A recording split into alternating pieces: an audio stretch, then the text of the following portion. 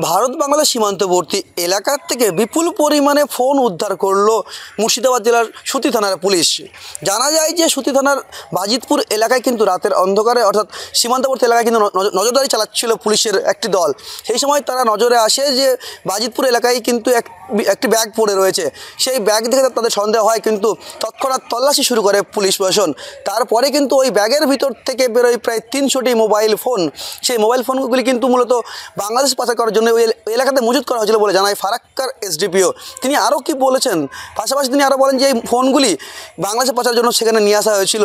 যদিও এই ঘটনার সঙ্গে কারা জড়িত রয়েছে বা কাউকে গ্রেপ্তার করতে পারেনি এখনও পুলিশ। গতকাল রাত্রে সন্ধ্যের পরে আমাদের কাছে একটা ইনফরমেশান আসে।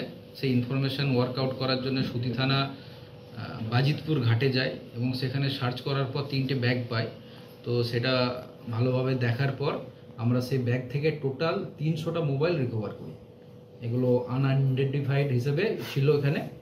তো এটা আমরা তারপরে 300টা মোবাইল টোটাল পাওয়া গেছে। তার মধ্যে আইফোন আছে প্রায় 10টা এবং অন্যান্য হাই এন্ড অনেক ফোন আছে।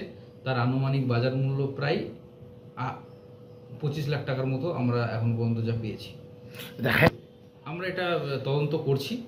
তদন্ত করে যদি পাই আপনাদেরকে নিশ্চয়ই জানাবো যে কী কারণে এগুলো এখানে এসেছিল, কী তার উদ্দেশ্য ছিল। এটা আমরা তদন্ত করে আমরা জানাবো। কেউ কি আটক হয়েছে? না, এটাতে এখনো পর্যন্ত কাউকে আমরা আটক করতে পারিনি। এই একের পর এক করিডোর হিসাবে কি ব্যবহার করছে সেটা আমরা তদন্ত করছি। তদন্ত না করে তো আমরা ঠিকভাবে বলতে পারবো না, কিন্তু একটা যে এখানে একটা চক্র কাজ করছে, তো আমরা সেটাকে আইডেন্টিফাই করার চেষ্টা করছি। এর আগেও দেখেছেন আমরা দুজনকে অ্যারেস্ট করেছি, তাদেরকে দিয়েও আমরা তদন্ত করছি।